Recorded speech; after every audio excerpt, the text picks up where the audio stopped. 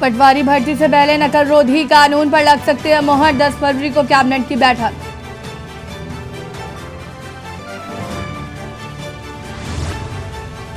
CM के निर्देश के बाद बड़ी कार्रवाई। यूके-पीएससी पेपर लीक मामले में 9 के खिलाफ मुकदमा दर्ज।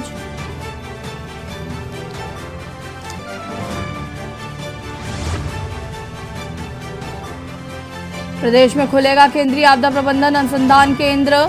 सीएम बोले मिल चुकी सैद्धांतिक मंजूरी। राज्यपाल ने किया दून कैंट स्वच्छता चौपाल का उद्घाटन। पहली बार हो रहा आयोजन।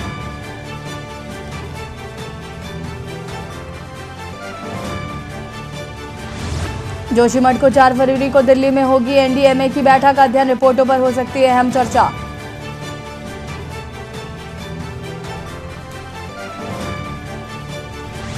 उत्तराखंड की बेरोजगारी दर में जनवरी में 2% की कमी। 4 राज्य ही देवभूमि से बेहतर स्थिति।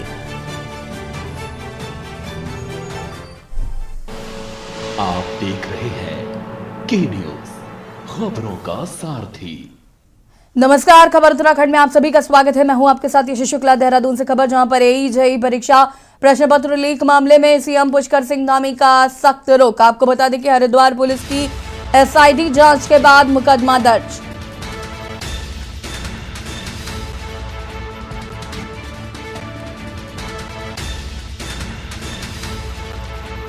एसआईटी जांच के बाद मुकदमा दर्ज। थाना कनखल में 9 लोगों पर दर्ज हुआ मुकदमा। हरिद्वार पुलिस की एसआईटी जांच के बाद मुकदमा दर्ज किया गया है।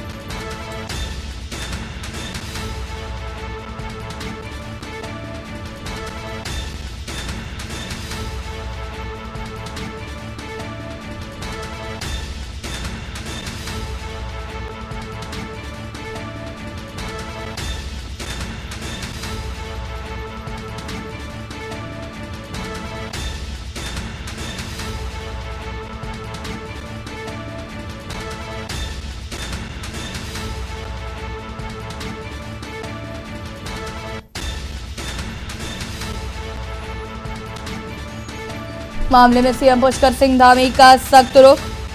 आपको बता दें कि पटवारी परीक्षा भर्ती में हुए घोटाले को लेकर पुलिस की एसआईटी जांच के बाद मुकदमा दर्ज कर लिया गया।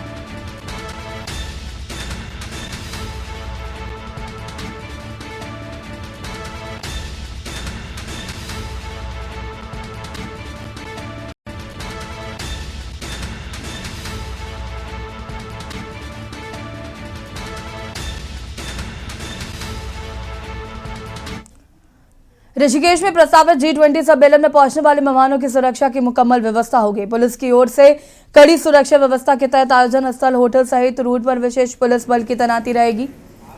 पुलिस इसके लिए निगरानी स्थल चिन्हित करके साथ ही यातायात प्लान भी तैयार करने में जुट गई है। प्रस्तावित G20 की बैठक के लिए टेहरी, पौड़ी और देहरादून जिले के पुलिस कप्तान और एसएसपी कई दौर की बैठक और यातायात रूट प्लान पर चर्चा कर चुके हैं। वहीं इस कड़ी में पिछले दिनों चीफ सेक्रेटरी एसएस संधू ने भी ऋषिकेश में अधिकारियों को जरूरी दिशा निर्देश दिए थे।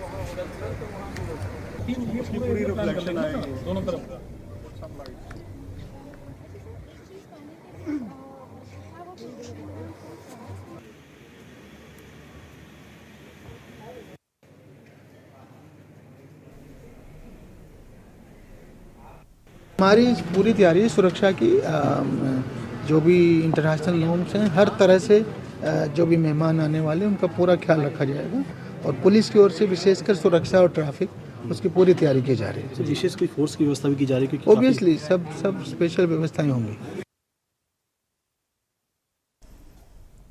कश्मीर में प्रत्येक वर्ष विश्व भर में 2 फरवरी को नम भूमियों के संरक्षण हेतु नम भूमि दिवस मनाया जाता है। इसकी शुरुआत 2 फरवरी 1971 को ईरान देश के रामसार शहर में नम भूमि के संरक्षण हेतु आयोजित संधि के उपलक्ष्य में की गई।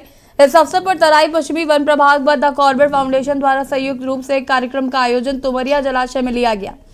कार्यक्रम का शुभारंभ प्रकाश चंद्र आर्य, वन प्रभागीय अधिकारी, तराई पश्चिमी वन प्रभाग द्वारा किया गया। उपरोक्त कार्यक्रम में नम भूमियों के महत्व, योगदान एवं भूमियों के संरक्षण की चुनौतियां इत्यादि विषयों पर जानकारियां साझा की गई। तुमरिया जलाशय में प्रवासी पक्षियों की पहचान, उनका महत्व, उनके आवास, खतरे अथवा संरक्षण के बारे में जानकारी दी गई। कार्यक्रम में कॉर्बेट फाउंडेशन के प्रोजेक्ट अधिकारियों दीप्ति पटवाल एवं मनीषा बेस द्वारा वन कर्मियों को नम भूमि के बारे में जानकारी एवं प्रवासी पक्षियों की पहचान करने के लिए प्रशिक्षण दिया गया।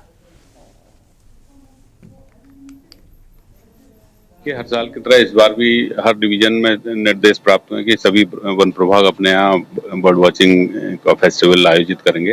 पहले जो जैसा बर्ड वॉचिंग फेस्टिवल होता था स्टेट लेवल पे एक होता था, तो उससे बहुत ज्यादा सभी लोगों की भागीदारी नहीं हो पाती थी, इसलिए इस बार ये तय किया गया कि हर डिवीजन अपना अपना बर्ड वॉचिंग फेस्टिवल करेगा। तो उसी की कड़ी में आज हम लोगों ने आज और कल 2 दिन के लिए हमारा यहाँ प्रोग्राम कर रहे हैं। तो आज हमारा यहाँ पे तुमड़िया डैम पे जो मेहमान पक्षी हैं उनका अवलोकन करने के लिए हमारे स्टाफ के लोग और हमारे जो फाटो जोन के गाइड्स हैं वो लोग सब इकट्ठा हैं। उसके अलावा कल को हमारा फाटो में प्रोग्राम है, लोकल लोगों को उसमें कल बुलाएंगे और उनको बर्ड वॉचिंग के बारे में और उसको रोजगार से जोड़ने के लिए और संरक्षण के बारे में उनको जानकारी देने के लिए ये प्रोग्राम किया जा रहा है। सूबे के मुख्यमंत्री पुष्कर सिंह धामी जिला कारागार देहरादून के भ्रमण पर पहुंचे, जहां उन्होंने जिला कारागार का निरीक्षण कर कौशल विकास योजना के तहत कार्यक्रम में शिरकत की। दरअसल आपको बता दें कि जिला कारागार में बंद कैदी जहां अपने हुनर के चलते विभिन्न रोजगार परक कार्यक्रम से जुड़कर विभिन्न उत्पादों का निर्माण कर रहे हैं, तो वहीं कैदियों के लिए भी कौशल विकास योजना के तहत प्रशिक्षण कार्यक्रम की शुरुआत की गई है। साथ ही ड्रग्स फ्री कार्यक्रम के तहत उन्हें नशे से दूर रहने के लिए जागरूक भी किया जा रहा है। कार्यक्रम के दौरान मीडिया से बात करते हुए मुख्यमंत्री पुष्कर सिंह धामी ने कहा कि कैदियों को भी कौशल विकास योजना से जोड़ा जा रहा है। साथ ही उन्होंने कहा कि साम बजट में असहाय व बुजुर्ग कैदियों की जमानत के लिए बजट की व्यवस्था की गई, जो कि केंद्र सरकार का बेहतर प्रयास है।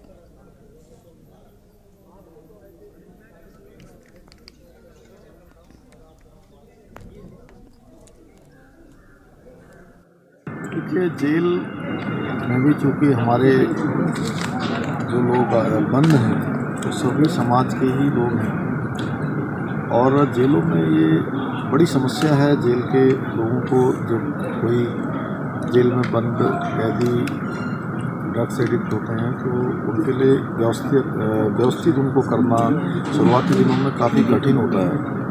और जो हमने देवभूमि ड्रग्स फ्री 2025 का संकल्प लिया है उसमें सभी की भागीदारी होनी है, इसलिए सभी का हम आह्वान करते हैं, सबसे अपील करते हैं कि हर व्यक्ति इस अभियान में शामिल हो और सब लोग जागरूकता बढ़ाने के लिए, लोगों के इस नशे से दूर रहने के लिए जो भी अभियान हो सकता है उस अभियान का हिस्सा बने। खबर विकासनगर से है, जहां पर भाजपा सरकार में कैबिनेट मंत्री गणेश जोशी द्वारा पूर्व प्रधानमंत्री इंदिरा गांधी और राजीव गांधी पर दिए गए विवादित बयान पर कांग्रेस ने तीखा विरोध जताया। प्रदेश भर में कांग्रेस पदाधिकारी और कार्यकर्ताओं ने भाजपा सरकार के खिलाफ जमकर नारेबाजी करते हुए प्रदेश सरकार और भाजपा के कैबिनेट मंत्री गणेश जोशी का पुतला दहन किया। इस क्रम में पचरादून की कार्यकारी जिलाध्यक्ष लक्ष्मी अग्रवाल की अगुवाई में कांग्रेस पदाधिकारी और कार्यकर्ता विकासनगर पहाड़ी गली चौक पर एकत्र हुए, जहां उन्होंने प्रदेश की भाजपा सरकार के खिलाफ जमकर नारेबाजी करते हुए प्रदर्शन किया।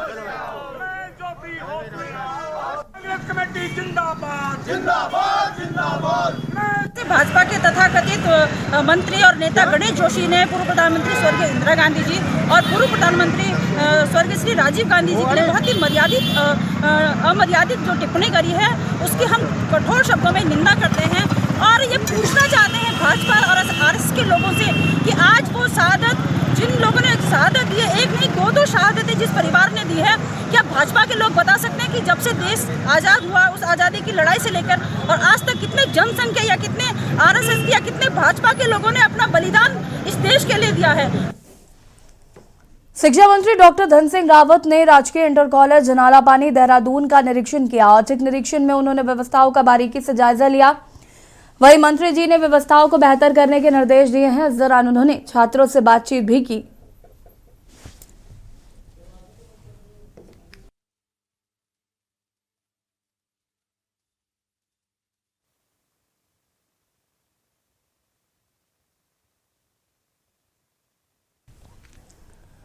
उत्तराखंड में होने वाले निकाय चुनाव को लेकर समाजवादी पार्टी ने अपनी तैयारियां शुरू कर दी हैं। इसी के चलते समाजवादी पार्टी के प्रदेश अध्यक्ष शंभू पोखरियाल बाजपुर दौरे पर रहे, जहां उन्होंने पार्टी कार्यकर्ताओं के साथ बैठक कर पार्टी को मजबूत बनाने का आह्वान किया।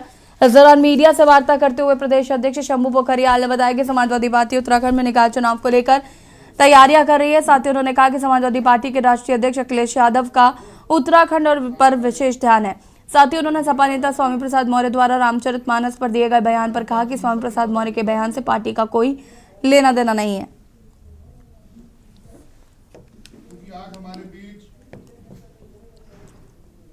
हमारे उत्तराखंड आपका सभी मीडिया बंधुओं का बहुत बहुत धन्यवाद करता हूं।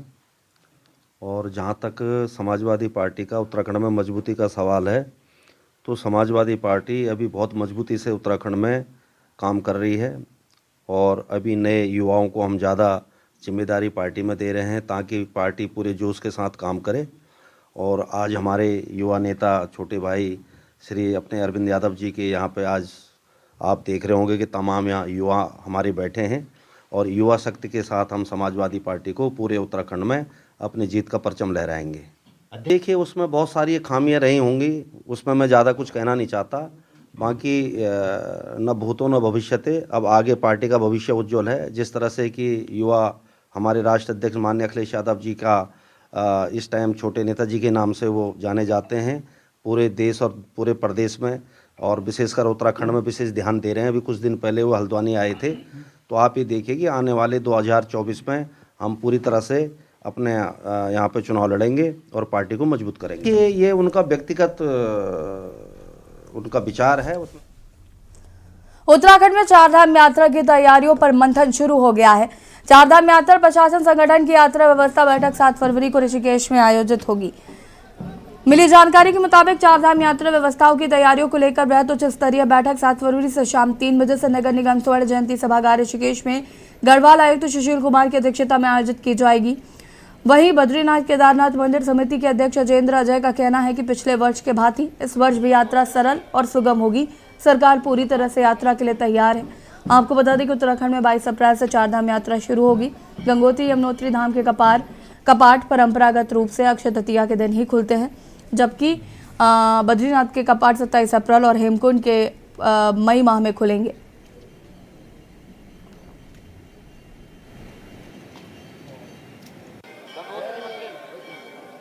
यहाँ श्रद्धालु तीर्थयात्री पर्यटक आए, उन्होंने जितने भी पुराने रिकॉर्ड थे सब ध्वस्त कर दिए थे। और इस वर्ष भी हमें उम्मीद है कि इस वर्ष भी बड़ी भारी संख्या में श्रद्धालु पर्यटक तीर्थयात्रक हमारे प्रदेश में आएंगे, धामों की यात्रा करेंगे। तो पिछले वर्ष में जब भारी भीड़ उमड़ी थी तो उसके कारण से जो हमारे समक्ष जो चुनौतियाँ हुई थी, उन चुनौतियों से हमने कुछ अनुभव और जो प्राप्त हुए उनके आधार पे हमने इस वर्ष भी जब भारी भीड़ धामों में उमड़ेगी उसका आकलन किया है। उस समय हमारे समक्ष क्या चुनौतियां होगी, उस अनुरूप यात्रा समाप्त होने के पश्चात से हमारी स्तर से तैयारियां प्रारंभ कर दी गई थी। हाल ही में उत्तर प्रदेश सिंचाई विभाग द्वारा हरिद्वार में बैरागी कैंप में बैरागी अखाड़ों द्वारा किए गए अतिक्रमण पर बुलडोजर चलाया गया था। इसको लेकर बैरागी अखाड़ों के साधु संत 1 दिवसीय धरने पर बैठे। संतों ने आरोप लगाया कि उत्तराखंड हाईकोर्ट द्वारा स्टे के बावजूद उत्तर प्रदेश सिंचाई विभाग द्वारा बुलडोजर की कार्रवाई की गई। साधु संतों ने उत्तर प्रदेश सिंचाई विभाग को 13 तारीख तक का समय दिया है कि बुलडोजर से तोड़े गए गेट को दोबारा बनवाया जाए, वरना साधु संत अनशन करेंगे।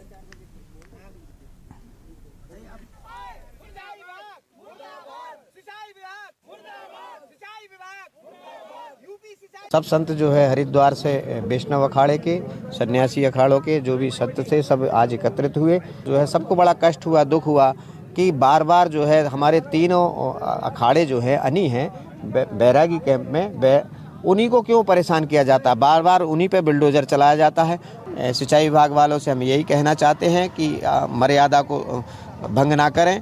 दरअसल एक पीएल डाली गई थी जिस पर लगभग 600-700 घरों के साथ साथ तीनों अखाड़ों के लिए हाई कोर्ट का स्टे 2024 तक चला आ रहा है।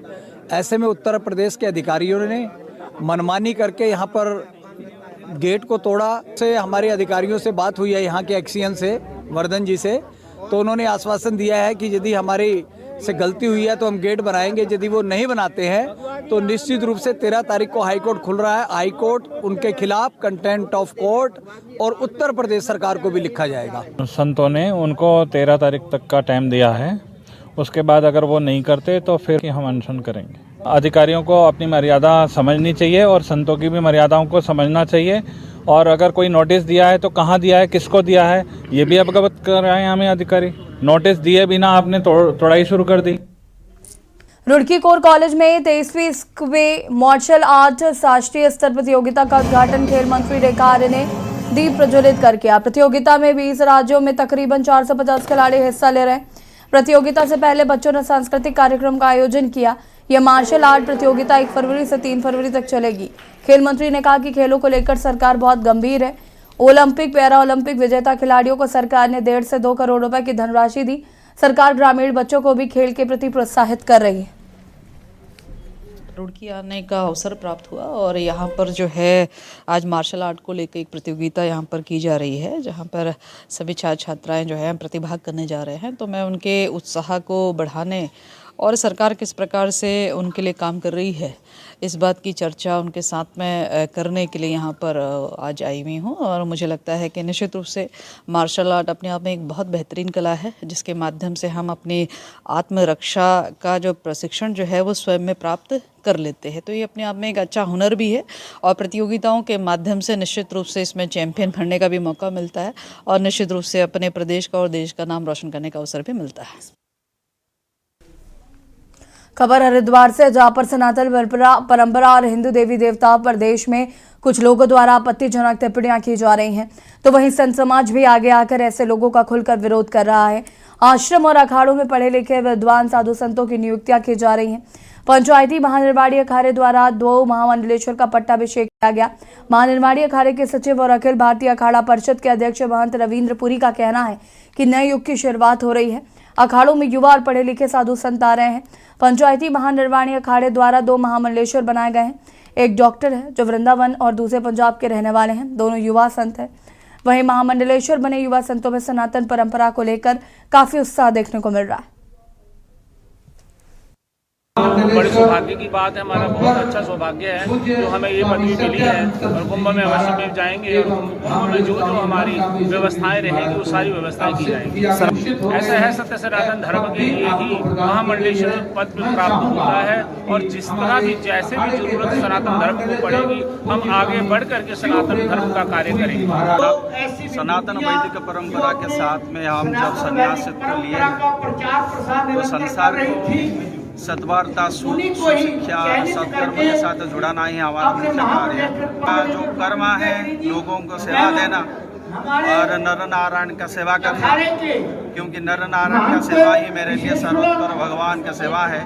वही मेरे लिए सनातन है, वही मेरे लिए परंपरा, वही मेरे लिए धर्म है।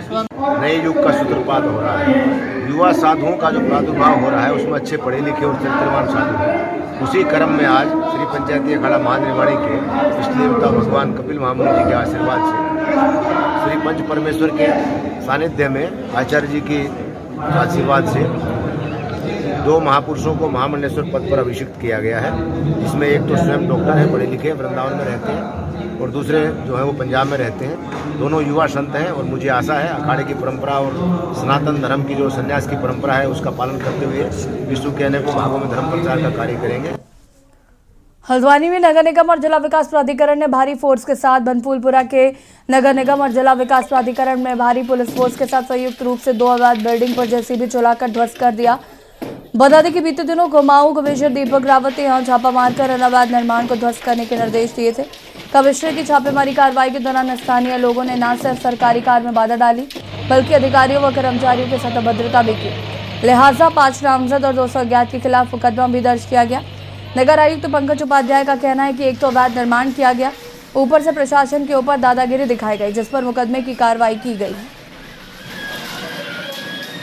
आप लोग भी देख रहे हैं लाइन नंबर 8 और लाइन नंबर 12 में नजूल लैंड पर जिनका फ्री होल्ड अभी नहीं हुआ था और उन्होंने सरकारी ज़मीन पर निर्माण किया था, जिसको लेकर 3 दिन पहले यहाँ पर जब कार्रवाई की गई थी तो इन लोगों ने लिखित आश्वासन दिया था कि 2 दिन में इस निर्माण को हटा लिया जाएगा। चूँकि इन लोगों ने अभी इस निर्माण को नहीं हटाया है, इसलिए पुलिस प्रशासन और नगर निगम की टीम के साथ इस निर्माण को ध्वस्त किया जा रहा है। निर्माण नजूल जमीन पर अवैध कब्जा करके बनाए जा रहे थे, उसका निरीक्षण 30 तारीख को किया गया था। निरीक्षण के दौरान ही जो इस प्रकार अराजकता भद्रता की गई, राजकीय अनियमितता उत्पन्न की गई, यह बात उचित नहीं थी। जमीन भी अवैध है, निर्माण भी अवैध है, उसके बाद भी अराजकता ठीक बात नहीं थी और ये बार बार शिकायतें आ रही थी कि इस क्षेत्र में लगातार अवैध निर्माण अवैध कब्जे हो रहे हैं, उसके बाद कार्रवाई नहीं हो रही है। इसी क्रम में 30 तारीख को भी कार्रवाई हुई, 31 को भी है और आज भी की जा रही है। उनको पूर्व में सूचित कर दिया गया, नोटिस दे दिया गया था। इन्होंने 2 दिन का समय मांगा तो वो समय अवधि पूरी हो गई थी। प्रशासन के आदेश पर जिला विकास प्राधिकरण, नगर निगम, पुलिस और प्रशासन की संयुक्त टीम आज दोनों अवैध निर्माणों को ध्वस्त करने का काम चल रहा है। लाइन नंबर 12 में अवैध अतिक्रमण को हटाने के लिए जिला प्रशासन और नगर निगम की टीम आई है।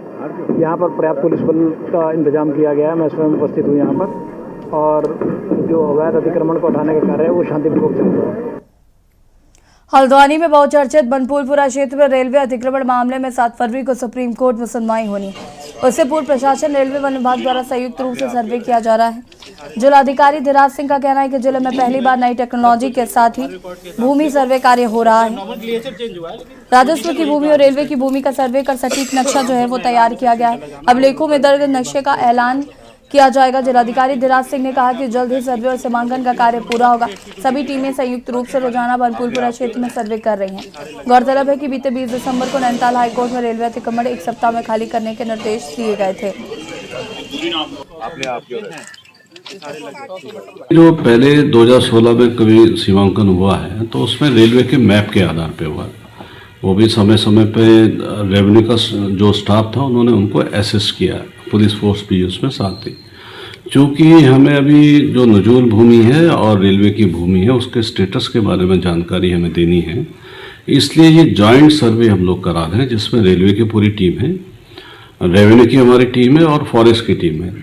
और रेवेन्यू टीम के साथ साथ हम लोग अपने जो भी अभिलेख हमारे राजस्व के हैं, अगर भू अभिलेखों के संबंध में अगर बात करेंगे तो जो भू अभिलेख राजस्व विभाग के पास होते हैं वही अंतिम माने जाते हैं, अनलेस कि उसको कभी चैलेंज किया जाए या उसको गलत साबित किया जाए।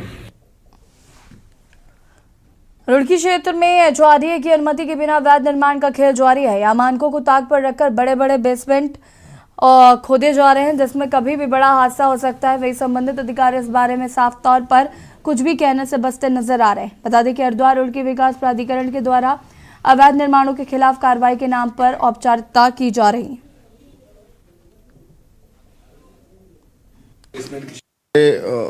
जो हमारी फील्ड की टीम है वो लगातार जो है सुपरविजन करती है हमारे उसका।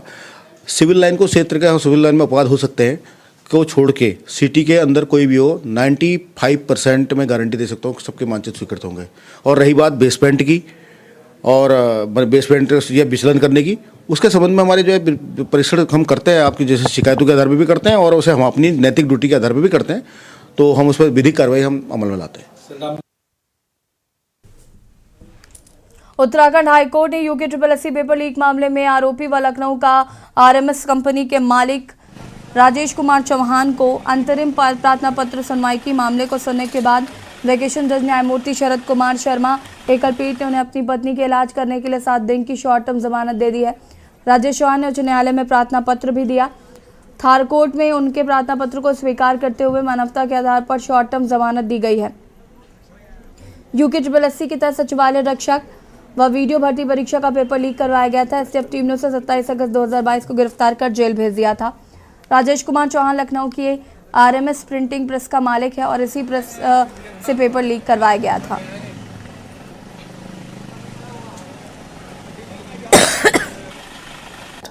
Short-term bail of Shri Rajesh Singh Chauhan, who happens to be one of the accused in the UK SSSC paper leak case, was allowed for a period of 7 days only by Honorable High Court, and this bail was allowed on humanitarian grounds. फिलहाल bulletin में इतना ही। देखते रहिए के news India. नमस्कार।